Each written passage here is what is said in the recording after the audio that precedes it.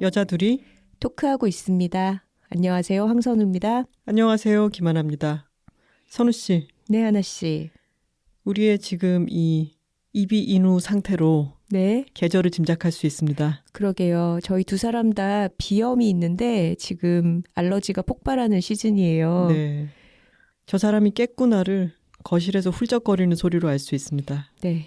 지금 콧물도 많이 흐르고 목 상태도 좋지 않은데 아마 알러지성 비염 있으신 톡토로분들은 비슷한 시기를 겪고 계시겠죠? 하지만 다 봄이 오고 있다는 증거니까 우리 이 계절을 잘 지나가 봅시다. 비강으로 봄을 맞는. 그렇죠. 코에서 봄을 느끼는 거죠.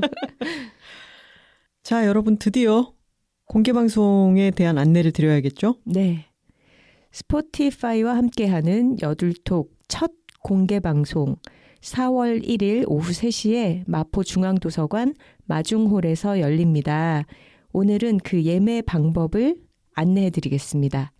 저희 공개방송에 스포티파이가 발빠르게 후원을 해주셨기 때문에 앞에 공식 명칭으로 붙여줘야 됩니다. 네. 스포티파이와 함께하는 여둘톡 첫 공개방송이고요. 저희가 이 공개방송에 이름을 따로 붙여봤습니다. 해시태그 쓰기도 좋게요. 네. 톡토로 투게더입니다. 제목부터 좀 신나지 않나요? 온 세상 톡토로들 다 모여라 이런 느낌으로 톡토로 투게더로 정해봤습니다. 톡토로 투게더의 신청은 이 방송이 올라간 날이죠. 21일 화요일 오후 3시에 저희 두 사람 각자의 SNS 계정을 보시면 저희가 링크를 올려둘 텐데요. 구글 폼으로 신청을 받을 거예요. 그래서 저희의 인스타그램 계정에서는 프로필에 링크를 넣어두겠습니다. 게시물로도 안내를 드릴 거고요. 그리고 트위터에는 포스팅과 함께 그 링크를 올려두고 바로 눌러서 들어가실 수 있게 그렇게 트위터와 인스타그램으로 올려놓도록 하겠습니다. 저희 둘 다 트위터와 인스타그램 아이디가 같고요. 저의 계정은 김톨콩입니다. KIMTOLKONG입니다. 네, 황선우의 계정은 BeStrongNow고요. BeStrongNow입니다. SNS를 안 하시는 톡토로 분들도 계실 테고 익숙하지 않은 분들도 계실 텐데요. 저희가 별도의 다른 공식 창구를 갖고 있지 않으니까 오후 3시까지 찾아보시려고 하면 생각보다 사용법이 그렇게 어렵지는 않습니다. 저희 둘의 계정을 찾아보시면 되겠습니다. 네, 3시에 짠 하고 오픈을 할 거고요. 저희의 마음은 되도록 많은 톡토로 분들을 모셔서 같이 만나고 싶은 그런 마음이지만 저희의 마음은 체조 경기장이죠. KSPO 돔이라고 부르던가요, 요새는? 네, 장소에 한계가 있어서 이번에는 300분가량의 톡토로 분들을 모시게 되었어요. 그래서 아마 예매도 경쟁이 꽤나 치열할 것으로 예상이 되는데 티켓을 구하지 못했다고 해서 너무 아쉽거나 속상해 하시지는 않았으면 좋겠고 저희가 현장에서 녹음을 해서 4월 4일 화요일에 방송되는 53화 에피소드로 업로드를 할 거예요. 그러니까 그때 들어주시기를 바랍니다. Q&A 시간이 있을 예정입니다. 저희 여둘톡에 대해서 평소 궁금했던 것, 물어보고 싶은 내용이 있으실 때는 스포티파이에 새로 생긴 기능이죠. Q&A 기능이 있어요. 그래서 오늘 올리는 51화와 다음 주 52화의 에피소드 밑에 있는 질문사항란에 궁금하신 내용을 올려주시면 되겠습니다. 스포티파이를 사용하지 않으시는 분들께서는 저희의 메일 주소 아시죠? w2talking, w 숫자 2, talking @gmail.com으로 보내주셔도 됩니다. 네. 평소에 이메일을 보내실 때는 메일이라는 형식 때문에 조금 긴 이야기들을 사연이나 고민을 써주셨는데요. 스포티파이에 질문 남기실 때는 플랫폼 자체가 아주 단촐하니까 거기에 좀 가벼운 질문들 이런 거 물어봐도 되나 싶었던 언니들 탕수육은 부먹찍먹 뭐 붕어빵은 팥빵, 슈빵 이런 것도 물어보셔도 될 것 같아요. 메일로도요. 궁금한 거 하나 물어보시고 이상입니다 하시면 됩니다. 네. 그리고 저희가 어제 토요일이었죠. 저녁에 특별한 곳을 다녀왔습니다. 네. 지금 서울 패션위크가 열리고 있잖아요. 2023년 FW 시즌 쇼들이 진행이 되고 있죠. 거기에 비건 타이거 패션쇼에 저희는 함께 참여한 슈즈 브랜드인 피노아 친쾌의 이서정 톡토로님의 초대를 받아서 다녀왔습니다. 예전에 저희가 즐거운 음악 생활 얘기할 때 초대 이벤트를 했던 고잉홈 프로젝트 롯데 콘서트홀에서 저희를 발견하고 달려와서 같이 사진을 찍었던 적이 있어요. 맞아요. 키가 큰 남자친구분께서 작가님들 저기 있다 이렇게 발견을 해주고 또 열심히 사진을 찍어줘서 저희가 함께 찍은 사진이 있다는 걸 상기시키며 본인이 하고 계신 브랜드 소개와 함께 저희를 초대해 주셨는데 선우 씨는 패션지에서 일을 하기도 했고 지난번에는 디올쇼 초청도 받았었잖아요. 네. 패션쇼를 많이 봤겠지만 저는 한 번도 본 적이 없어요. 심지어 저는 조금 전에 선우 씨가 2023년 FW 시즌이라고 하는 말을 듣고서야 벌써 FW 시즌을 하는 거로구나 라고 깨달았을 정도로 문외한인데 이런 패션쇼를 볼 기회가 없잖아요. 그래서 저는 구경을 하기 위해서라도 가봐야겠다 싶었죠. 네, 비건 타이거라는 브랜드는 아티스트들이 즐겨 입는 브랜드로 저희도 인식을 하고 있었는데 소재에 있어서 펄을 사용하지 않고 친환경적인 그런 소재를 개발해서 쓰는 것으로 유명한 브랜드더라고요. 쇼에서 봤을 때도 털옷이나 가죽처럼 보이는 그런 소재의 겉옷들이 많이 있었는데 그게 다 동물성 소재가 아니라 한지로 가죽 소재를 개발하기도 하고 그런 식으로 크루얼티 프리라고 하는 비동물성 소재들을 개발해서 활발하게 사용하고 있고 또 수익금을 동물과 환경을 위한 기부를 하고 있기도 하다고 합니다. 동물을 괴롭히거나 동물의 생명에 위협을 가할 수 있는 그런 것들이 없는 소재들인 거라는 거죠. 그렇죠. 피노아 친쾌도 생산 과정에서 생기는 폐기물들을 최소화하기 위해서 노력을 하고 있고 오래 신을 수 있도록 3년간의 AS를 제공하기도 하고 또 이번에 콜라보였잖아요. 네. 그래서 비건 타이거에서 개발한 한지 가죽이라든가 옥수수 재생 가죽이라든가 크롬 프리 가죽 같은 환경 친화적 소재를 사용해서 컬렉션을 꾸렸다고 합니다. 네. 어제 쇼를 보고 왔는데 무엇보다 옷들이 너무 신나더라고요. 그리고 21세기였어요.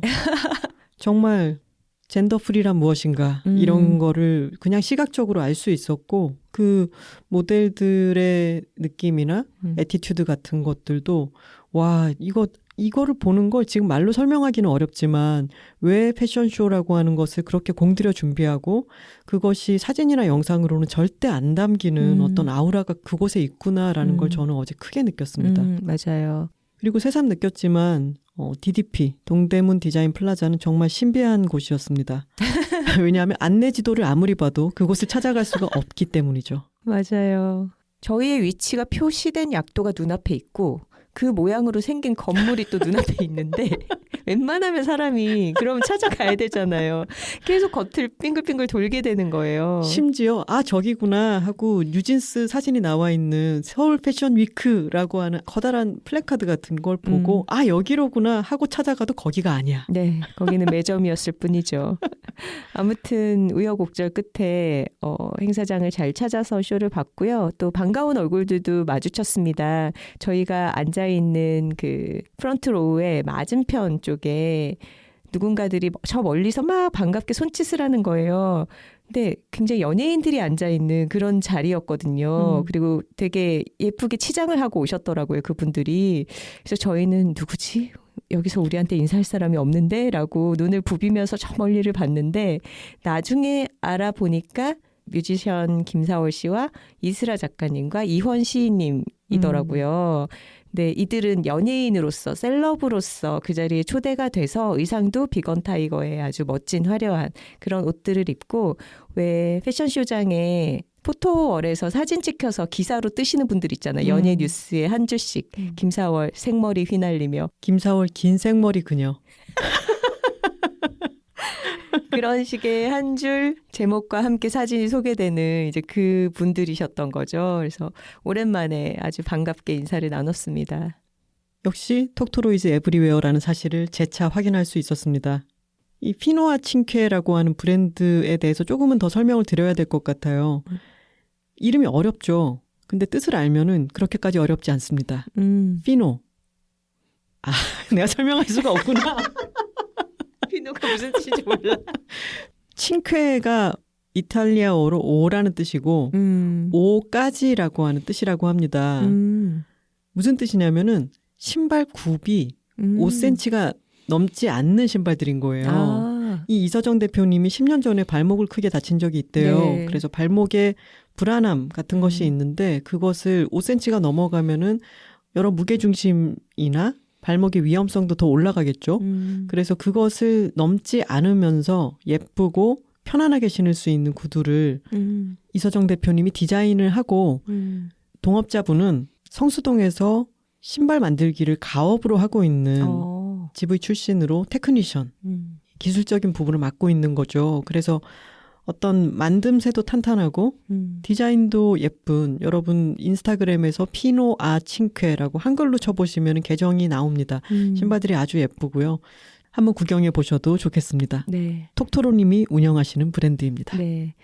어제 비건 타이거 쇼에 사용된 피노아 칭쾌의 슈즈들은 굽이 꽤 높은 것들도 있었어요. 플랫폼 슈즈라고 하죠. 이렇게 앞굽과 뒷굽이 전체적으로 높은. 우리 90년대 많이 신고 다니던 거. 그러니까요. 그런 부츠들도 많이 볼 수 있었고 룩이 전반적으로 굉장히 90년대 좀 하이틴 영화를 재현한 것 같은 그런 옷들도 많았고 좀 색감이 굉장히 대담하고 좀 신나는 그런 컬러들이어서 아주 재미있게 쇼를 봤습니다. 관심 있으신 분들은 23FW 비건 타이거 쇼 의상을 한번 찾아보셔도 좋을 것 같습니다. 그리고 47살에 패션쇼라고 하는 걸 처음 보니까 또 그것도 너무 좋더라고요. 토토로 여러분들도 패션쇼를 볼 기회가 있으면은 꼭 한번 가서 보시는 것도 좋은 경험이 될 것 같습니다. 네, 저는 어제 DDP 앞에 풍경들도 참 재밌었어요. 제가 패션지에서 쇼장 취재를 다니고 그러기 시작했던 거는 벌써 한참 전이니까 네, 요즘에 쇼장을 갔더니 정말 모두가 다 사진을 찍히고 있더라고요.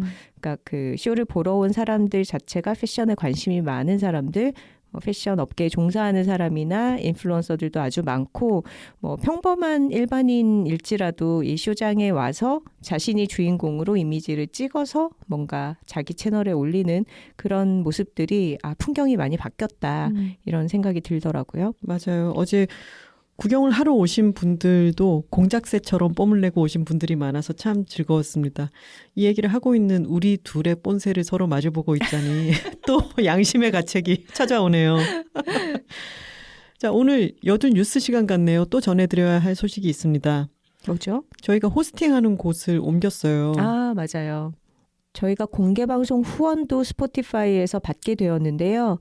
스포티파이를 팟캐스터로서 사용을 해보니까 여기에 장점이 많더라고요. 플랫폼이 아주 단순하고 명확하고 인지하기가 쉽고 사용도 편리하고 그래서 이곳에서 저희가 방송을 더 많이 만들고 올리는 작업을 해야겠다라는 생각이 들어서 팟캐스트 호스팅 서버를 이전하는 작업을 했습니다. 근데 그 과정에서 이전에 이미 들었던 에피소드를 새로 올라왔다는 공지를 받으시거나 폰에서 다운로드를 시작했다 이런 알림을 받으신 분들이 계시더라고요.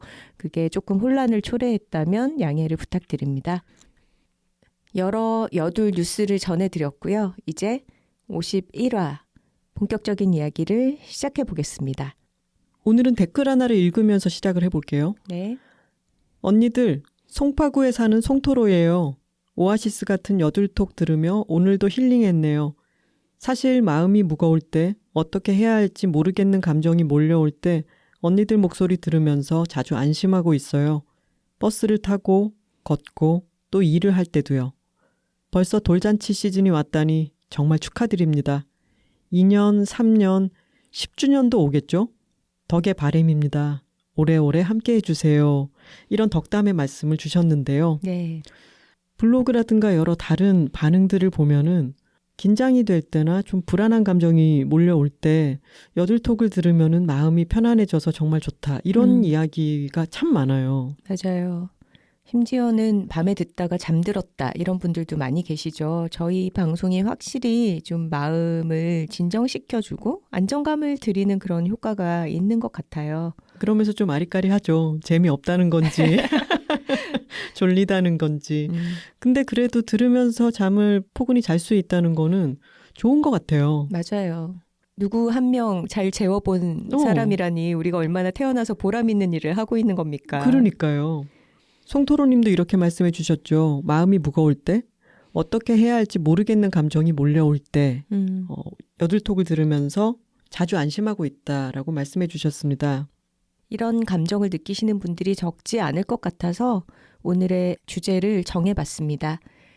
여들톡 51화는 불안을 다스리는 법입니다. 톡가락 한번 갈까요? 여, 둘, 톡톡톡톡톡 파워, 파워, 파워. 파워. 하나 씨는 어떨 때 불안한가요? 저는 저희 첫째 고양이가 이제 18살이 가까워 오고 신부전을 앓은 지가 2년이 됐고 그렇기 때문에 애가 좀 입맛이 없거나 비틀거리는 것 같거나 갑자기 토하거나 이러면 덜컥 불안하죠. 맞아요. 우리 둘의 공통적인 불안이죠. 저는 생각해보면 우리 둘 다 아직 코로나에 걸린 적이 없잖아요. 그래서 몸의 컨디션이 좀 평소 같지 않거나 뭔가 어딘가 좀 다르게 아프다라고 느껴지면 코로나인가? 이런 생각이 들고 딱히 증상이 있지 않더라도 예를 들어서 지금 중요한 공개방송 같은 행사를 준비하는데 내가 혹시 코로나에 걸려서 이것을 제대로 수행할 수 없게 되면 어떡하지? 그런 불안을 느끼고 있고 공개방송이 아니더라도 계속 중요한 일은 있으니까 이런 불안은 3년째 계속 안고 가고 있는 것 같아요. 근데 차라리 지금 내가 감염이 되었다, 몸이 아프다, 그럼 적절한 치료를 하고 격리를 하고 이러면서 대처를 할 수 있을 텐데 이게 막연한 걸리지 않았지만 언제든 걸릴 수 있다라는 식으로 막연히 도사리고 있는 위험이기 때문에 불안한 감정을 느끼지 않나 싶네요. 그리고 지금 이 공개방송이라는 것은 우리 앞에 닥친 아주 큰 태스크잖아요. 네. 이것의 실무를 선우 씨가 여러 가지를 다른 사람들과 조율하고 커뮤니케이션 하는 것을 맡고 있기 때문에 일단 업무가 아주 과중해지기도 했고 챙겨야 할 것이 많으니까 더 불안해지기도 하겠죠. 그렇죠. 내가 뭘 빠뜨리고 있는 게 아닌가? 지금 했어야 하는데 놓치고 있는 게 있진 않나? 이런 생각들이 불안하게 하죠. 또 저의 경우에는 작년 4월 초에 갑자기 팟캐스트를 시작하게 되는 바람에 손에서 영원히 놓아버린 원고 쓰기에 대한 압박감이 계속 있습니다.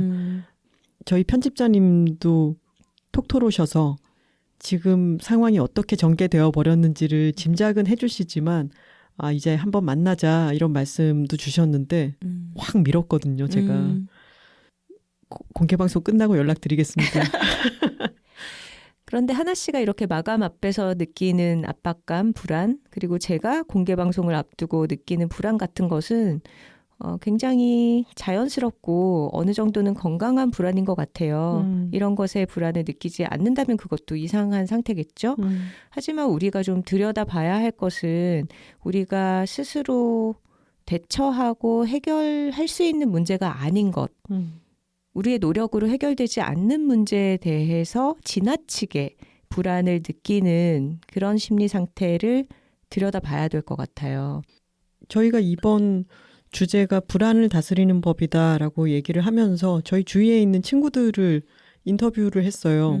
인터뷰라기보다 그냥 가볍게 던진 질문이었는데 각자가 불안에 대해서 많이 생각하고 나름의 해법들도 가지고 있더라고요. 그래서 또 많은 도움이 되었는데 한 친구가 그런 말을 했어요.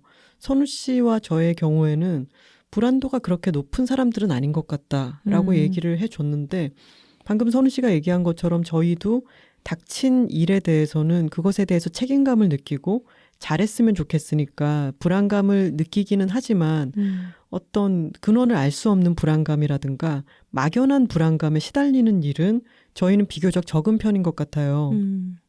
이번 편을 준비하면서 저희 집에 마침 있던 이 책이 알랭드 보통의 불안이라고 하는 책이 있는데 선우 씨도 이 책을 한 권 가지고 있었고 저도 한 권 가지고 있었잖아요. 네, 저는 또 알랭드 보통 인터뷰도 했었거든요. 또 오랜만에 나오네요. 세상에 안 만나본 사람이 없는 선우 씨가 알랭드 보통도 만나보았다. 근데 우리 둘은 서재를 합쳤기 때문에 그때 정리한 기준이 이제 페이퍼백을 정리하고 하드커버는 둔다였는데 그래서 하드커버 한 권이 남은 거죠. 그래서 아주 오랜만에 이 책을 첫 장을 넘겨봤더니 이 책은 저의 책이었고 제가 선물 받은 책인 거죠. 광고회사 다닐 때 후배가 저에게 책을 선물하면서 앞장에다가 써준 말을 완전히 까마득하게 잊고 있었는데 새삼스럽게 읽게 됐어요. 불안은 욕망의 시녀다라고 하는 인용구를 올려놓고 어떤 욕망의 시녀도 되지 않은 불안리스한 당신의 생애 경의를 표하며 이 후배가 당시에 저를 봤을 때 이때가 아마 제가 첫 번째 회사 그만두고 좀 방황을 하고 그러다가 두 번째 회사를 갈 무렵에 이 책을 선물 받았었거든요. 근데 그런데도 이 후배가 보기에는 제가 그렇게 불안해 보이지가 않았었나 봐요. 불안리스. 그래서 돌이켜 생각해 보면은 저는 제가 어떤 막연한 불안감, 내가 이러다가 일이 또 끊기고 생계가 어려워질지 몰라. 뭐 이런 식의 불안감을 비교적 덜 느끼는 사람이기 때문에 프리랜서 생활을 오래 하면서 건강하게 할 수 있었던 것 같거든요. 프리랜서의 맹점은 뭐냐면 내가 4대 보험도 없고 내가 이 한 몸 어떻게 잘못되면 또는 나에게 일이 들어오는 게 또 끊기면 나는 다시 일을 구하기가 정말 어려워질 거야 라고 하는 불안감에 휘말리기 시작하면은 들어오는 일을 거절하지 못하게 돼요. 그렇죠. 그러면은 쳇바퀴에 자기 스스로를 계속해서 밀어넣게 되기 때문에 4대 보험이 더 필요해지는 상황을 만들게 되는 거죠. 몸이 아프다든가 번아웃이 온다든가 이런 식으로 자신을 몰아붙이게 되는데 그것이 다른 말로 하면 복가치즘입니다. 그러네요. 하나 씨 얘기를 듣고 보니까 저도 회사 다닐 때는 회사를 그만두면 굉장히 불안할 줄 알았거든요. 그런데 지금 프리랜서로 한 4년 차 정도 되고 보니까 회사 다닐 때가 오히려 더 불안을 자주 느꼈던 것 같아요. 그러니까 말하자면 훨씬 정상성의 삶, 회사원이라는 따박따박 월급이 나오는 그런 안정적인 삶 속에 내가 포함되어 있으면서 그 밖으로 나간다는 상상이 저를 굉장히 불안하게 했던 거죠. 그런데 막상 회사를 그만두고 내가 이래저래 돈을 벌지 않으면 절대로 매월 같은 날에 입금이 되지 않는 그런 일들을 하고 있는데도 지금은 훨씬 덜 불안해요. 왜냐하면 회사 밖에 말하자면 이 정상성의 울타리 밖에 나와봐도 별일이 생기지 않는구나 라는 거를 깨달았고 어떤 조직이 주는 압력이라는 게 굉장히 크잖아요. 그 속에서 어느 정도의 성과를 내야 되고 기대치에 부응을 해야 되고 내 위치에 적합한 역할을 수행해야 된다라는 그런 여러 가지 스트레스 속에 있을 때 느끼던 불안보다 지금 누군가와 비교되지 않고 나의 속도로 내가 여러 가지 결정들을 내리면서 선택한 일들을 해나가고 그거에 대한 어떤 보상을 받는 이런 삶이 훨씬 안정감을 주는 것 같아요. 그러니까 말하자면 선입견으로 생각하는 것과는 반대죠. 대기업 부장이고 일을 잘하고 매달 같은 날 월급이 딱딱 들어오는 삶이 훨씬 더 안정적일 것이다 라고 생각하지만 실상은 그렇지 않았던 거죠. 네, 직장인들이 점을 굉장히 많이 보잖아요. 근데 그게 뭐 특별히 그 사람들이 무속에 기댄다기보다는 그 불안한 심리를 표출할 어딘가가 필요하기 때문에 그렇게 하는 것 같거든요. 저도 동료들 따라서 뭐 여러 가지 다양한 점을 몇 년에 한 번씩 보기도 했었고 그런데 지금은 딱히 점 보러 가거나 하지 않잖아요. 그다지 궁금한 게 없어요. 그냥 나만 잘하면 되지 이런 생각이거든요. 선우 씨가 만약에 회사를 다니면서 한 달에 한 번씩 잡지를 만들고 있었으면 우리 팟캐스트의 느낌도 참 달랐을 것 같아요. 이 송토로님의 말씀처럼 또 다른 여러 톡토로님들의 말씀처럼 저희가 매주 한 번씩 송출하고 있는 이 팟캐스트가 듣는 것만으로도 어떤 안정감, 안심 같은 걸 줄 수 있다면은 그건 저희가 불안도가 높지는 않은 사람들이어서 그게 이 팟캐스트의 성격에도 녹아나기 때문일 거예요. 선우 씨의 원래의 어떤 성정이라는 게 있고 근데 만약에 압박감에 아주 시달리는 상황에 선우 씨가 놓였을 때는 세상을 바라보는 관점이나 나의 안정감 같은 것도 좀 다르게 표출이 됐을 것 같아요. 그러니까 사람마다 타고 태어난 어떤 불안도라고 하는 것도 있고 신체 반응 같은 것들도 있겠죠. 그리고 그 사람이 어떤 환경에 지금 놓여서 어떤 압박감을 느끼고 있느냐에 따라서도 그 불안도는 좌우될 거라고 생각을 합니다. 맞아요. 저는 타고난 어떤 기질 같은 것은 좀 불안을 덜 느끼는 편인 것 같아요. 어렸을 하나 씨, 때도 엄마가 죽은 줄 알 정도로 잘 자던. 그렇죠.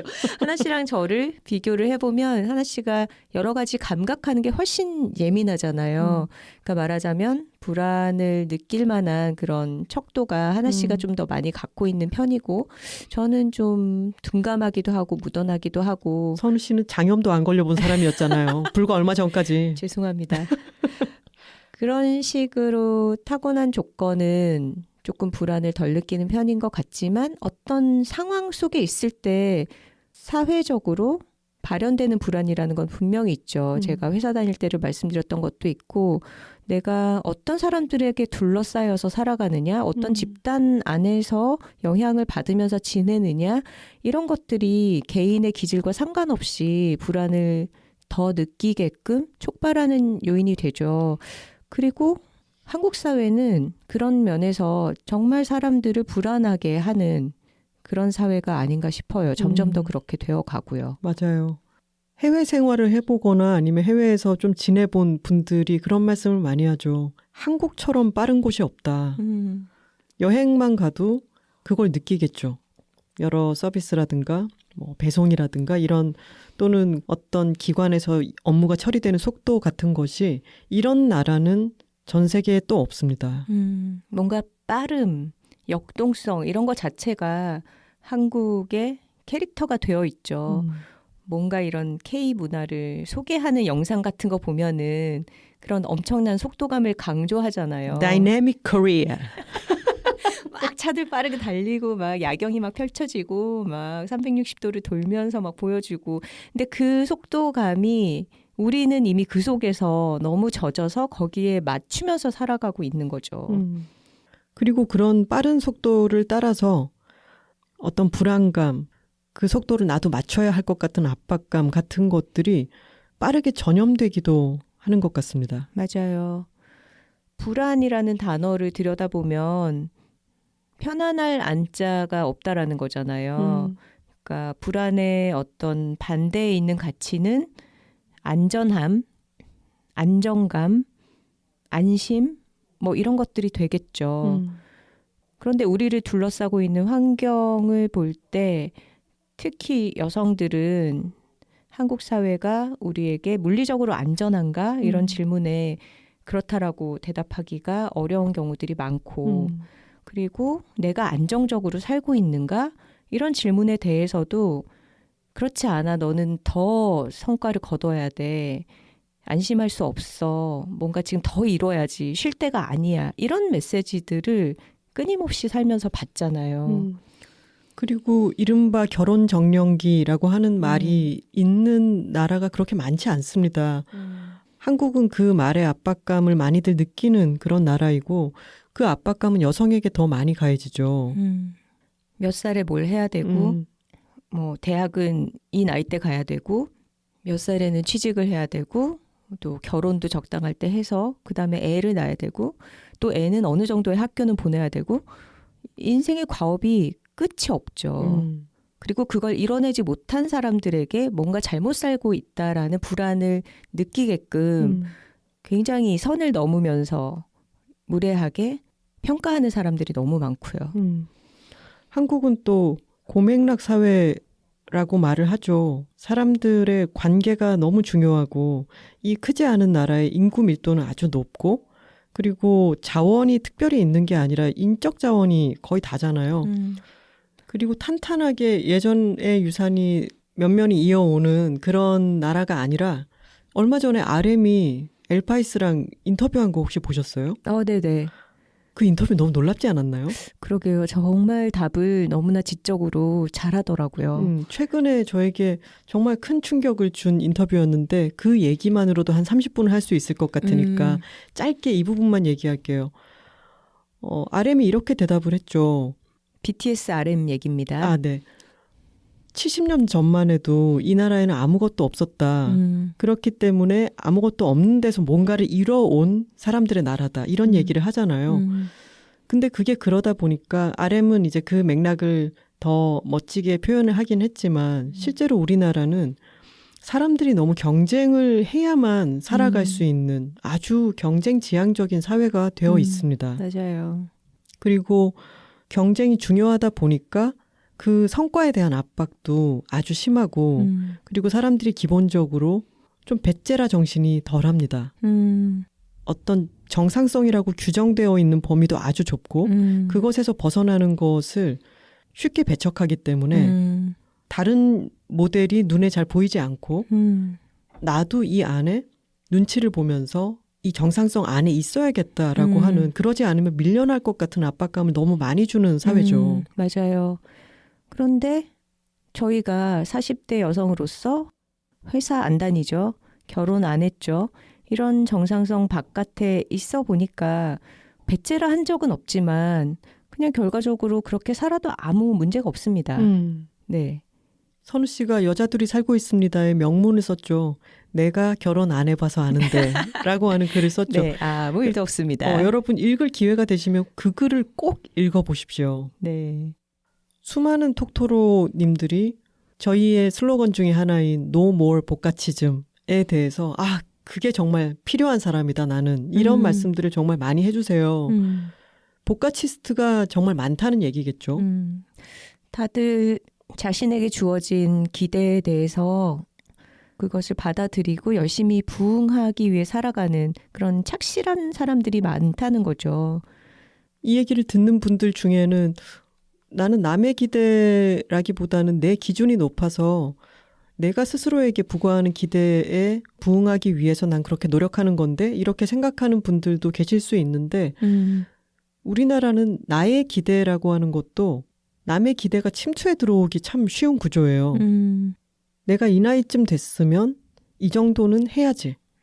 내가 어느 정도 소득 수준이면은 이런 정도 여행은 가야지. 뭐 이런 정도의 차를 몰아야지. 차를 몰아야지. 이런 식의 기준들이 정말 촘촘합니다. 그런데 그 기대라는 것이 일단 어디까지가 온전히 나의 기준이고 어떤 것들이 외부로부터 주입되어서 내가 거기에 눈높이를 맞춘 것인지 구분하기도 쉽지 않고 그리고 한 사람에게 주어지는 어떤 기대치의 수준이라는 것이 다방면으로 너무 높지 않나요? 맞아요. 우리 사회에서는 뭐 예를 들면 그냥 밥벌이만 일만 어느 정도 잘 하고 뭐 사회에 그렇게 해끼치지 않으면서 규칙 잘 지키면서 살아가는 그 정도로 만족이 되는 게 아니라 뭐 외모도 어느 정도 뛰어나야 되고 뭐도 열심히 해야 되고 어떤 퍼포먼스도 잘 내야 되고 그 와중에 뭐 가족이나 친지도 챙겨야 되고 뭐 이런 게 해야 되는 게 너무 많은 거죠 사실. 어제 저희가 서울 패션위크에서 나와서 저녁 먹으러 갔잖아요. 근데 그 우리 옆 테이블에 젊은 여성 4분이 대화를 하고 있었습니다. 저희가 들으려고 한 것은 아니었는데 테이블이 가까워서 네. 들렸어요. 목소리도 좀 크고. 네. 근데 그중에 한 분이 피부 나이 테스트라고 하는 것을 받았다는 거예요. 그러면서 29에서 31세라고 했던 것 같은데 뭐 31살 얘기를 하면서 좀 짜증을 내셨어요. 근데 저는 옆 테이블을 그 얘기를 듣고 고개를 돌려볼 수가 없으니까 그분들이 몇 살쯤 되는 사람들인지는 제대로 못 봤거든요. 저도 그 얘기를 듣고 본 건 아니지만 그 앞에 대략의 인상으로 파악을 했을 때는 젊은 사람들 같았어요. 뭐 20대 중반?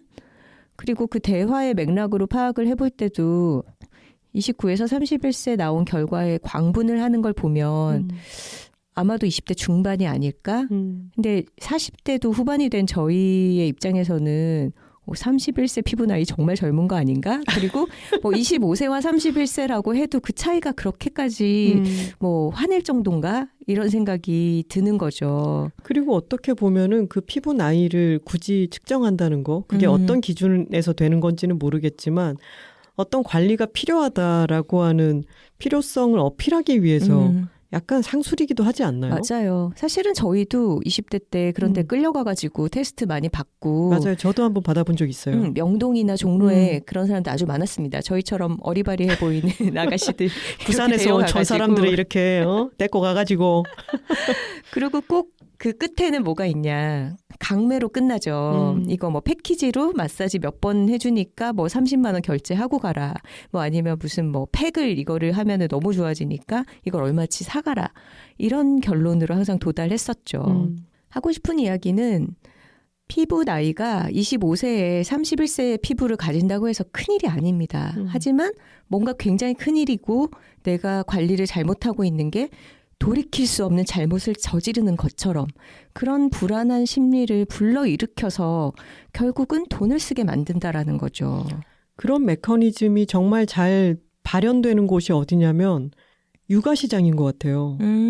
애들이 어린이집에 갔다, 뭐 또는 애들이 발달 단계라는 게 있는데 얘가 느리다. 이럴 때는 이 시기를 놓치면 안 된다. 뭐 이때에 언어 교육을, 외국어 교육을 시키지 않으면은 돌이킬 수 없다라든가 뭐 선행학습을 언제부터 시작을 해야 된다. 끝도 없죠. 맞아요. 그런 육아 시장의 여러 가지 마케팅들이 입시로도 연결이 되죠. 맞아요. 그리고 미용 시장에서는 어떤 여성들의 외모에 대한 강박을 부추기고 불안을 추동해서 돈을 쓰게 만든다면 육아나 입시 시장은 좀 더하죠. 부모의 죄책감을 건드리는 거죠. 그걸 불안으로 작용시키고.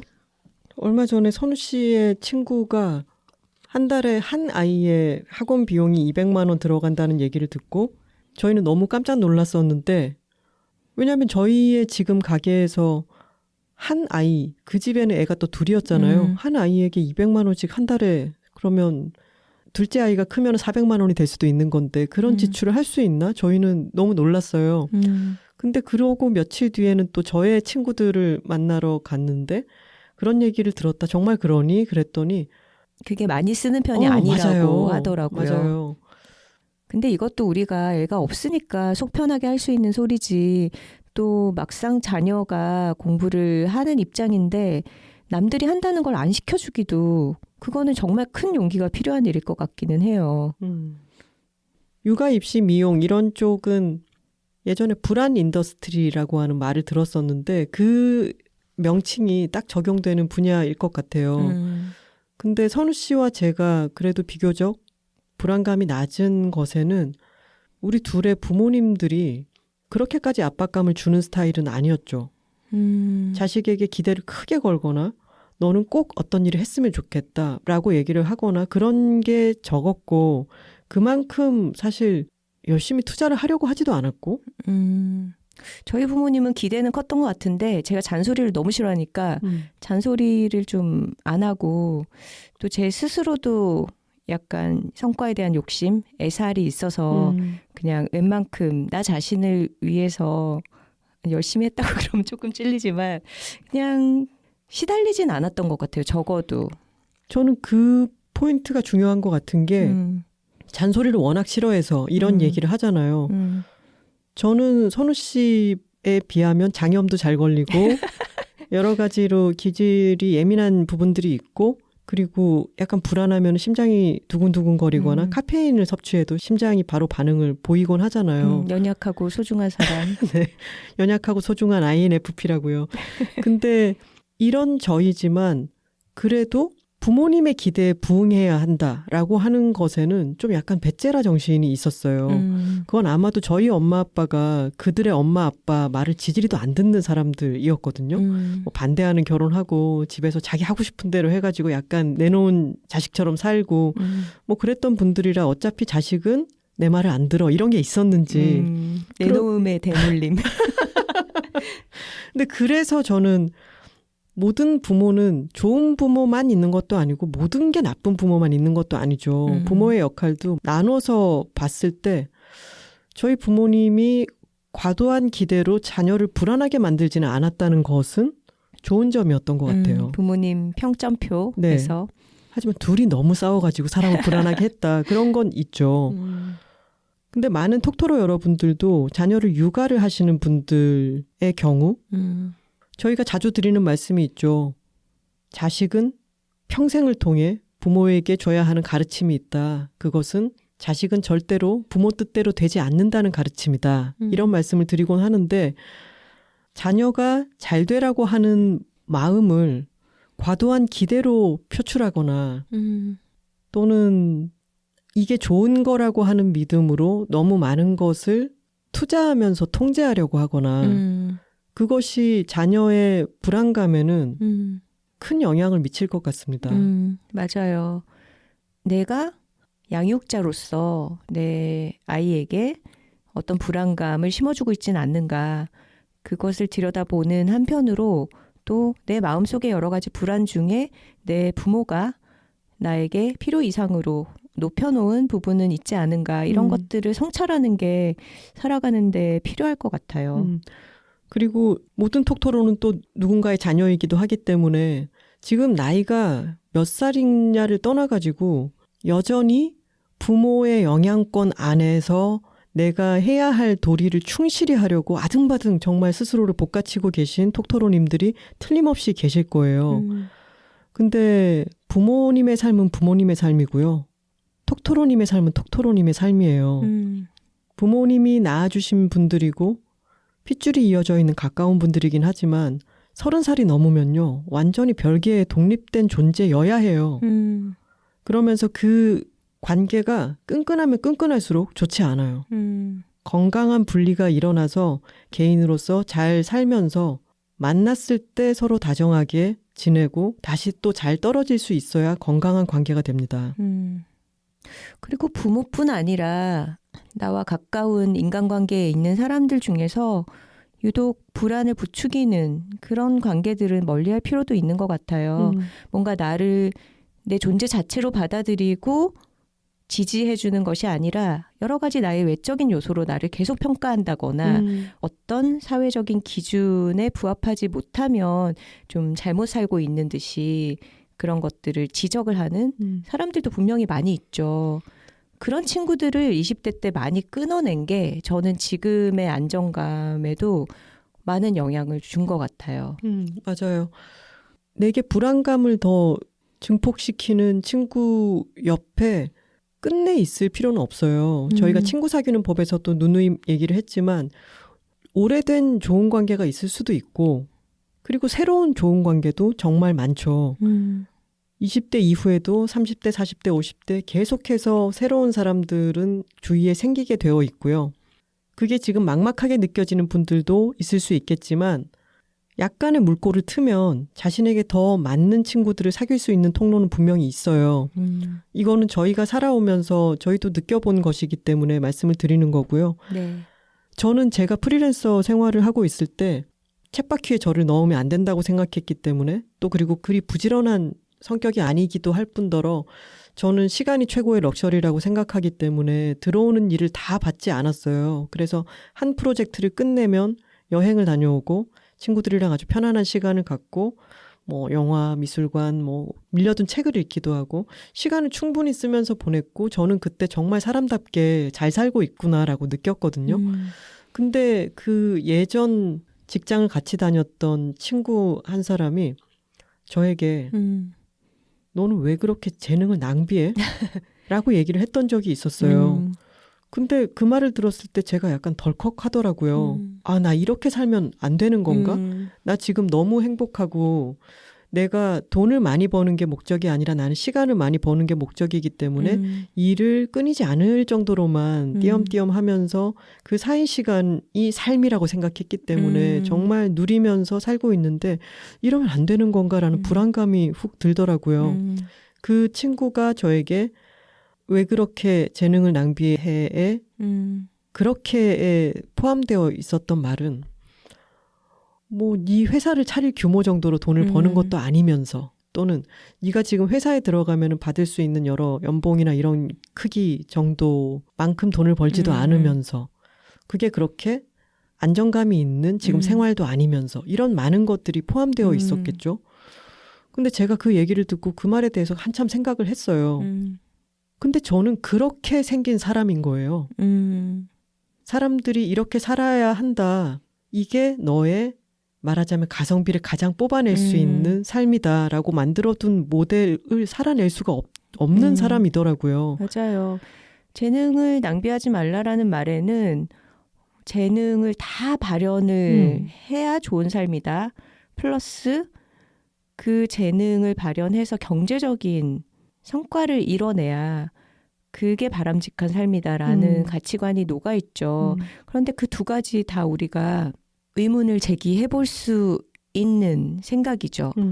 사람이 재능을 돈 버는데 다 발현해야지 과연 행복한 삶인가? 그것을 다 쓰려고 하다가는 죽진 않을까? 최선을 다하면 죽으니까 정말 내 재능을 이래서 다 구현을 하겠다라고 생각하는 건 오만한 건 아닐까? 그리고 그 재능에는 일이 아닌 나머지 시간을 멋들어지게 쓰는 것도 재능 아닌가요? 그렇죠. 노는데도 얼마나 재능이 많은데 김하나가. 그리고 그렇게 재능을 발현하면서 놀아야지 사람이 유지가 되죠. 그렇게 놀아야 나중에 팟캐스트를 해도 할 말이 생기고 그래요. 맞아요. 그리고 정말로 우리가 가진 재능으로 다 돈을 많이 벌면 행복한가? 그것도 그렇지 않잖아요. 사실은 어느 정도 먹고 살 정도의 돈을 벌면서 그것을 누릴 수 있는 시간이 같이 갖춰질 때 행복의 효용은 더 높다고 우리는 생각을 하잖아요. 근데 어린 시절에는 그런 식의 어떤 공격, 문제 제기가 들어올 때 제대로 방어를 못하게 되는 것 같아요. 아, 내가 정말 잘못 살고 있나? 나 이러면 안 되나? 시간 낭비하고 있나? 이렇게 되기가 쉽죠. 이번 에피소드를 불안을 다스리는 법에 대한 이야기로 하자라고 하는데 좀 직접적인 계기가 되었던 것은 저희의 가까운 분이 수년째 아침마다 실내 자전거를 30분씩 탄다는 거예요. 그래서 와, 그건 정말 대단하다.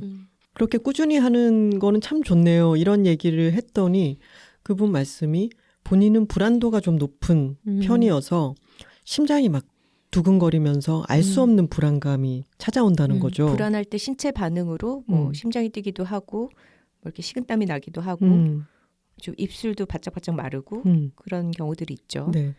그런데 불안감과 나의 신체 반응을 연결짓기보다 자전거를 타면 을에 몸을 움직이니까 심장이 박동수가 올라가잖아요. 그 심박수가 높아지는 게 두뇌에게 이렇게 얘기를 하는 거죠. 나는 지금 자전거를 타고 있기 때문에 심박수가 높아지는 거지 불안이 밀려 들어와서 심박수가 높아진 게 아니야 라고 하는 신호를 지금 수년째 계속 그거를 했기 때문에 효과적으로 불안감을 다스릴 수 있게 되었다는 거예요. 불안한 심리 상태와 심장 박동이 빨라지는 신체 반응을 고리를 끄는 거죠, 말하자면. 실제로 의학적으로도 근거가 있는 방법이라고 해요. 그리고 다른 친구의 경우에는 불안한 마음이 들어서 새벽에 깨거나 하면은 메모를 많이 한다고 하더라고요. 우리의 불안은 막연하게 부정적인 감정이잖아요. 근데 그것을 써보면서 뭔가 확실하고 구체적인 어떤 감정에 대해서 판별할 수 있게 되기도 하고, 그리고 뭔가 해야 할 일이 있다면 그 일을 정리해봄으로써 내가 해결할 수 있는 것들을 명확한 것들부터 해치워 나가는 거죠. 그런 식으로 불안을 인수분해한다라고 표현을 하더라고요. 이 친구의 경우에는 성격상 책임감이 아주 강하고 그리고 맡고 있는 프로젝트에서 자신이 디렉터이기 때문에 챙겨야 할 것도 많은 거죠. 근데 그것을 전체 덩어리로 안고 새벽에 막 과도한 압박감에 잠이 깨곤 했을 때 그것의 실체를 글로 쓰면서 글로 쓰면은 눈앞에 착착착 줄들이 생기잖아요. 그러면은 실체가 없던 것들이 조금씩 나타나는 느낌이 들겠죠. 그러면은 이거는 내가 어떻게 할 수 없는 부분, 이거는 내가 어떤 사람에게 연락해서 확인해야 되는 부분, 이런 것들이 착착 명확해지면서 그 덩어리가 여러 가지의 작은 덩어리로 나뉠 수 있게 되겠죠. 좀 더 실체적으로 볼 수도 있게 되고요. 네. 또 비슷한 얘기를 또 다른 친구가 했습니다. 또 놀라웠던 거는 저희가 질문을 툭 던진 불안할 때가 있어? 불안할 때는 어떻게 해? 라는 얘기를 했을 때 친구들이 좀 다들 오래 그것에 대해서 생각해 왔고 겪어왔다는 듯이 다들 좀 정리된 명쾌한 말로 얘기를 해주지 않았나요? 모두가 그 불안에 맞아요. 대한 부분에 대해서 생각을 많이 해봤구나라는 게 느껴져서 이게 정말 보편적인 주제구나라는 생각을 했습니다. 그렇죠. 다른 친구의 경우에는 불안을 직시하기보다는 나는 도피하는 것 같긴 해.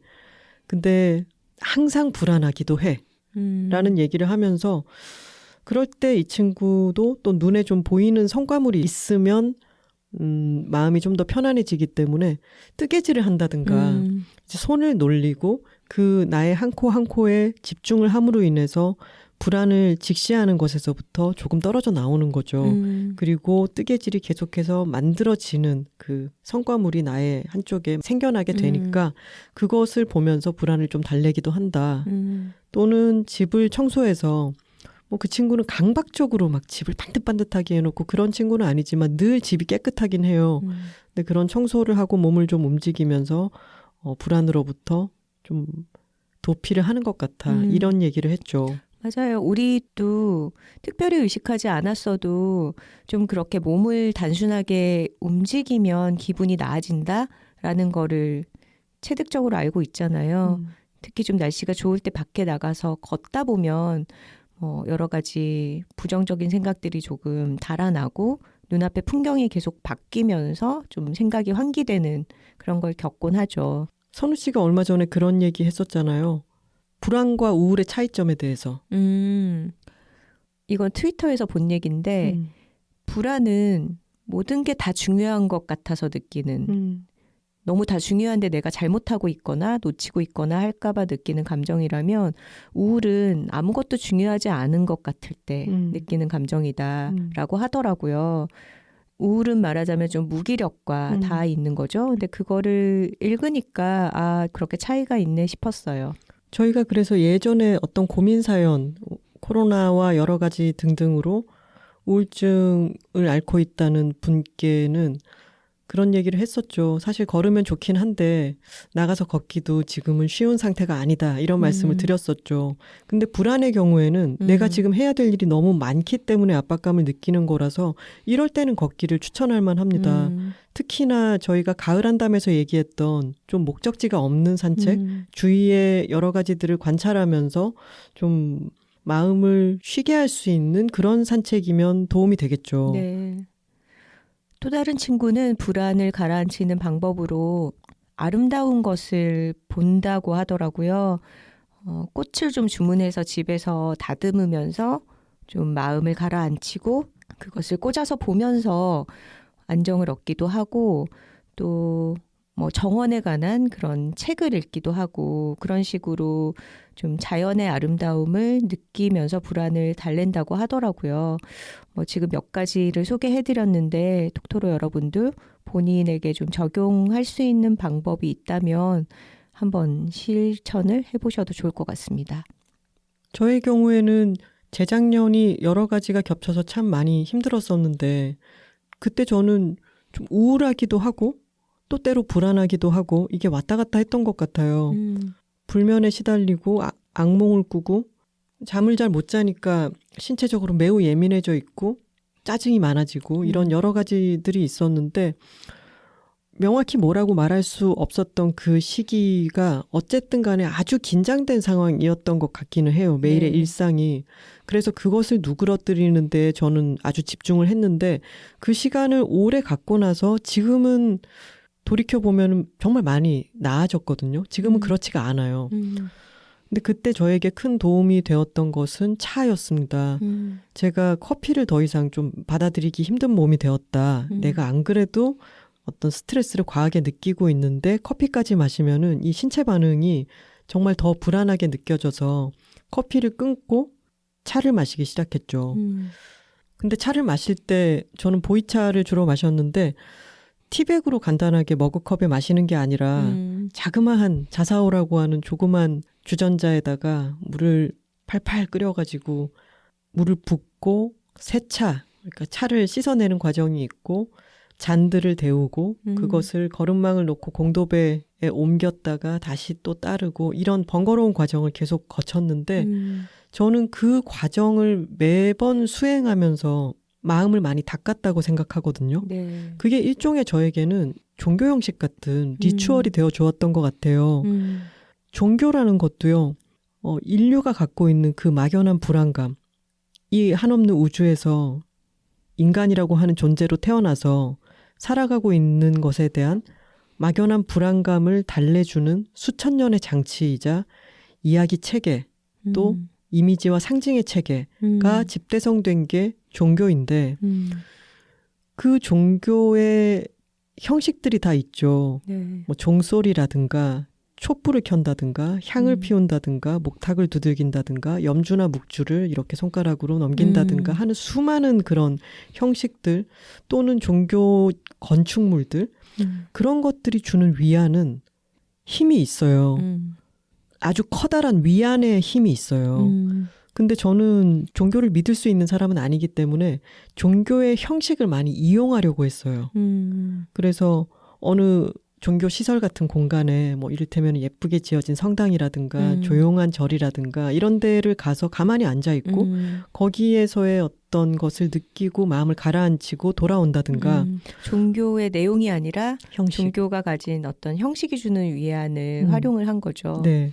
그리고 그것을 미니어처로 우리 집 안으로 끌고 들어온 게 저는 차를 마시는 형식이었다고 생각을 하고 차를 준비하고 물을 또르르 따르는 그 음향이라든가 차를 천천히 마시고 가만히 있는 그 시간이라든가 하는 모든 것들이 아주 작은 종교적 형식처럼 매일매일 반복을 하면서 저에게 위안을 주었습니다.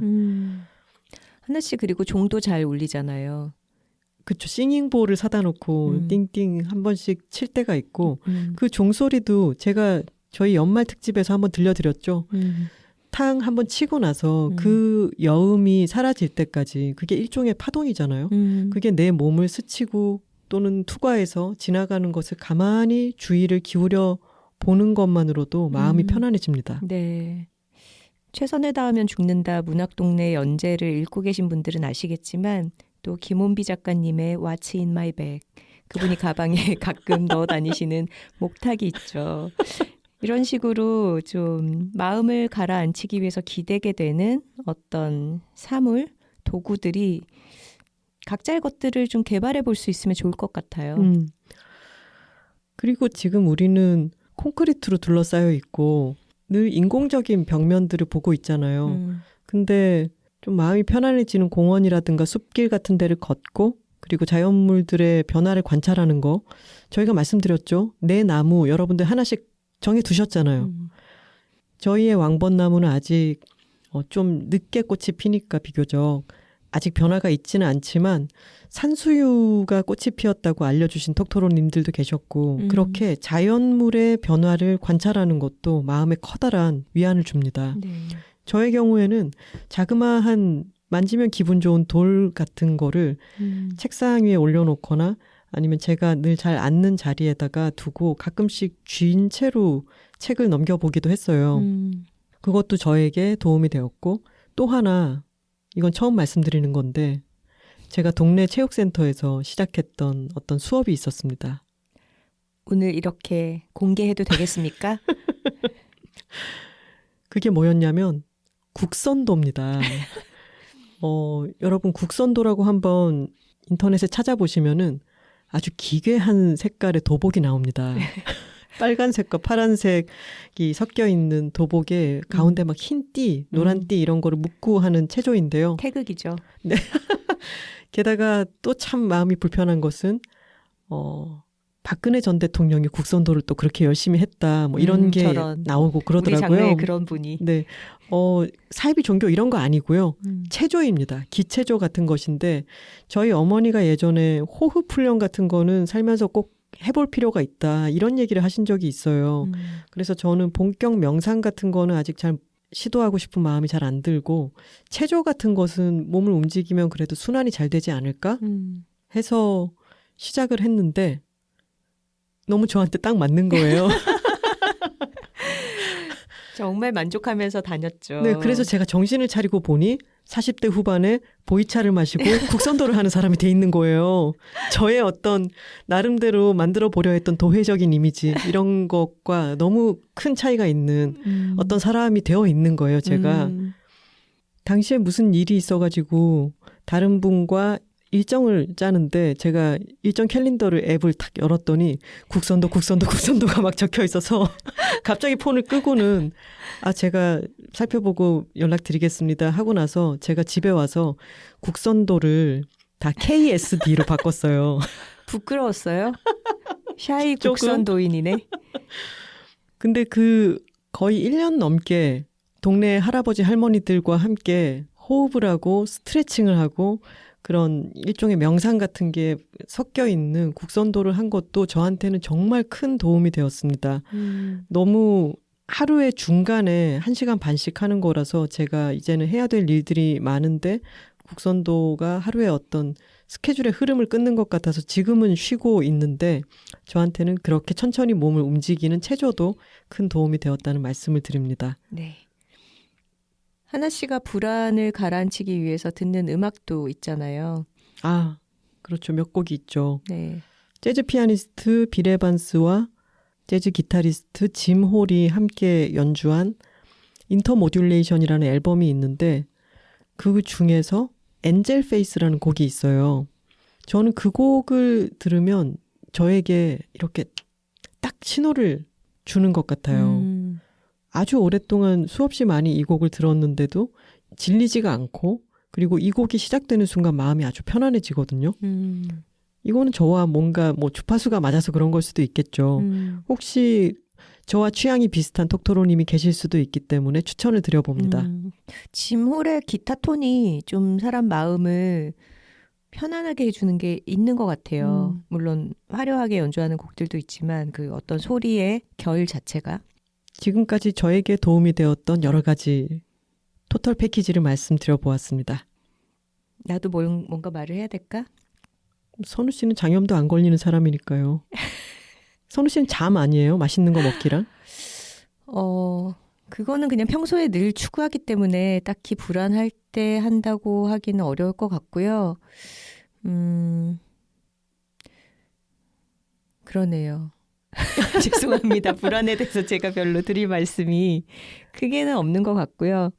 근데 분명히 어떤 인생의 시기에 어떤 상황에서 내가 불안이 가중되는 그런 때가 있다라는 거를 지금 알 수 있을 것 같아요. 20대 중반에 어리버리하게 화장품 강매당했던 약간 그때처럼 지금은 그런 상황에서 제가 많이 벗어나 있기 때문에 불안을 덜 느끼고 있는 거겠죠. 선우 씨의 경우에는 지금 요즘 발이 아프다거나 장염에 걸린다거나 하는 게 예전과 다른 신체화 반응으로 나타나는 걸 수도 있어요. 그게 꼭 불안이 아니더라도 선우 씨가 지금 느끼고 있는 과중한 압박감이 또 선우 씨는 약간 무딘 편이잖아요. 근데 그것이 정서적으로는 내가 전혀 아무렇지도 않아라고 생각하고 있지만 몸이 그것을 얘기해 주는 것일 수도 있죠. 그럴 수 있겠죠. 하나 씨랑 불안에 대해서 얘기를 나누면서 했던 얘기가 저는 스트레스는 받고 일에 대해서 예민해지는 부분은 분명히 있는데 그게 불안과는 좀 다른 것 같다. 긴장 상태 속에 있는 것이지 불안은 아닌 것 같다 이런 얘기를 했었거든요. 근데 이 긴장도가 지나치면 결국 불안이 되는 거겠죠. 그리고 이걸 너무 오랫동안 유지하다 보면 번아웃이 오는 것일 테고 조심해야 된다고 생각은 하고 있습니다. 한동안 그랬고 지금도 서점에 가서 에세이 코너를 보면은 괜찮다, 잘 될 것이다, 안아주겠다, 이런 식의 힐링 서적들이 많잖아요. 잘 살고 있다. 네. 근데 그것을 그런 유행에 편승한 별 영양가 없는 책들이 쏟아져 나온다라는 식으로 바라보는 시선도 있지만 저는 이게 우리 사회에 만연해 있는 불안의 이면이 그렇게 드러나는 거라고 생각하거든요. 그리고 어떤 좀 뻔한 말이라도 내가 읽었을 때 그게 내 마음을 다독여주고 나의 불안감을 좀 누그러뜨려 준다면은 그건 좋은 글이에요. 그런데 많이 기대어도 보고 이제 봄이 되고 자연물들의 변화가 아주 다양하게 드러나는 그런 때니까 점심시간 잠깐이라도 매일매일 달라지는 나무와 꽃들도 관찰해 보시고 좀 걸어도 보시고 엔젤페이스나 여둘톡 팟캐스트도 들으시면서 불안감을 다스릴 수 있는 나만의 노하우를 하나씩은 생각해 보시면 좋겠습니다. 네. 공유를 해주셔도 좋겠죠? 네. 저희가 32화 부자로 사는 법에서 했던 이야기와 오늘 들려드린 불안을 다스리는 법이 많은 부분 통하는 것 같아요. 그러니까 결국 우리의 욕망을 다 채우려고 하면 끝이 없다. 그리고 그 욕망 자체가 내가 정말로 원하는 삶의 방식인지 사회적인 분위기에 휩쓸려서 내가 따라가고자 헉헉대고 내 자신을 볶아치는 것은 아닌지 점검을 해보자. 그리고 모든 것을 다 가지겠다는 생각이 아니라 덜 가진 채로도 만족할 수 있는 그런 삶의 관점과 태도를 기르자. 이런 이야기로 요약이 될 수 있겠네요.